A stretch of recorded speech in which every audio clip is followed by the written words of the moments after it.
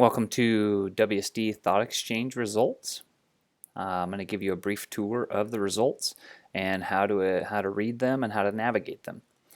So if you're looking at the main entry screen at wsd.thoughtexchange.com, it comes up with a synopsis of what happened from this spring's collection, how many results we had, how many comments we had, and how many things we had starred. So when we click on the Read More, this will take us to kind of, again, a high overhead pass. How many participants, how many thoughts, how many stars. Switch to the next slide. This one, the important part about this, and you'll be seeing this later on in the presentation, is that these are the 5 top areas from our community's perspective or from our collection perspective. The first 5 are stakeholders appreciate, quality teachers and staff, the school culture and atmosphere, our academics and programming, our facilities and infrastructure, and our athletics programs.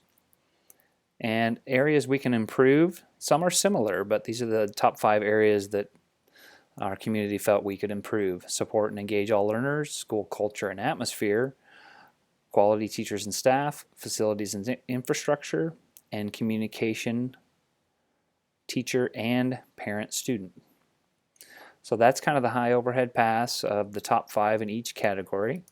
Flip to the next slide, a message from Brian about your engagement. This is really important to us in our strategic planning and as we look toward the future and planning for Wenatchee Schools. We need to get to a point of using this data and making it actionable and then showing the results of that action. So once this is done, we're going to close this with the X in the upper right. And it's going to take us to, again, an overview of our process.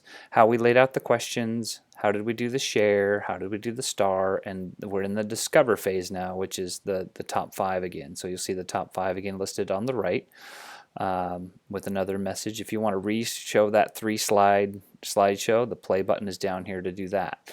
But we're going to do next. You can do next at the top or the bottom of the screen.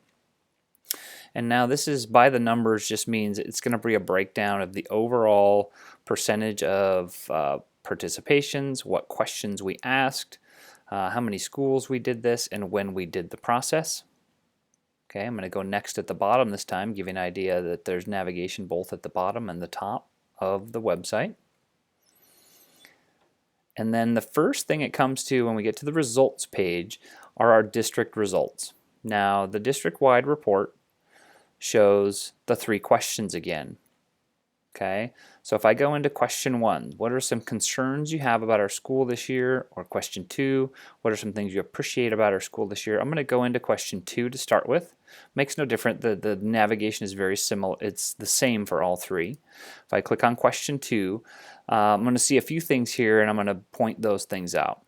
First of all, if any of the items came in Spanish and we translated them with a Google Translator, they're going to have this little G symbol next to the item. That just tells you that was automatically translated. So we see a couple things. The theme is on the left. These are the themes that they would clumped together the comments and starred items into themes. The priority is then under the how many items were starred, and remember the process, each person had 5 stars per item. They could have labeled each comment, and they had the bucket of stars that they got to pick from, so they had to prioritize themselves, which things do I want to star.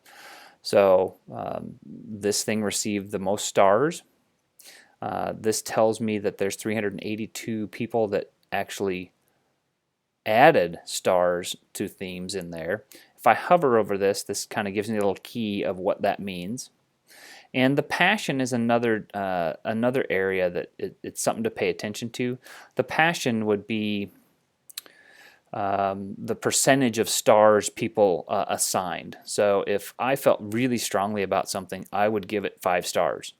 That would make that item a passionate item for me because I put a lot of my stars in one area. So you can sort by any of these. So you can sort by priority, which is the starting of sort. You can see the triangle at the top. You can sort by people by clicking on it, and you see the triangle show up at the top telling it sorting by how many people starred that particular item. Or I can sort by passion. And passion, again, this is it.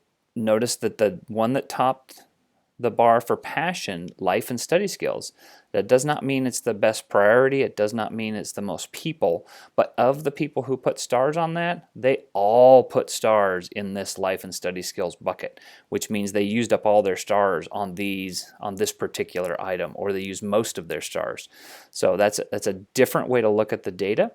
So I would start with priority, because this would be the first filter I would use. But I think once you look at priority, it's a decent thing to look at the passion and what did people feel about that. And the higher this passion level is, the more strongly they felt about that particular item. So you can click on the arrow to the left of any of the items, and this shows you the thought. So these are the individual thoughts that came in from people from our community, from staff, from kids. You can't differentiate at this point which population submitted this, but somebody submitted this. You can tell also how many stars it received, again, how many people put stars in there, and the passion for that item. So I can look through every single actual thought that came in from that particular theme. So this particular theme had 49 thoughts connected to it. And so you can look through those and see what those look like. If I click maximize, that's going to open up that whole window and just show me everything from that one area. If I click minimize, it takes it back down to the small window, and I can close it with the triangle. So you can open up each of these, you can see the actual thoughts, you can read those, and again, if you see the Google Translate symbol next to any of the thoughts, that means that that item was translated into English from Spanish, so that we can see what that looks like. So we had a lot of thoughts. You can peruse this however you'd like. You can sort it however you'd like, and that's how you view the information. Now when you go below the district, always starts at the district at the top. To get to your particular school, there's a map at the bottom. You can either click on the logo on the map location of your school, or you can keep scrolling down and it'll list the schools out in our system. And if I want to click on a particular school, I just find it, click here to view the report, the page reloads, and I get the same exact interface for Orchard or whichever school I pick. So I can click on the question again. The one difference on the school level, I get to now filter. I get to look at particular results from particular populations if I'd like to look at it that way, or all answers. So again, it works the exact same way. The filtering, the sorting, and the prioritization works exactly the same way at the school level. But I can see just parent-guardian information and what they said. I can see what staff members said. So I have a way to filter by any demographic I would like in the system. And that is a brief tour of the results. Look for some more information and another collection in 2015-2016. And this will be invaluable for our work toward our strategic plan and personalizing learning for all of our students. Thank you very much. And if you have any questions about this, you can email technology@wenatcheeschools.org, and we'll get an answer for you as best we can. Thank you.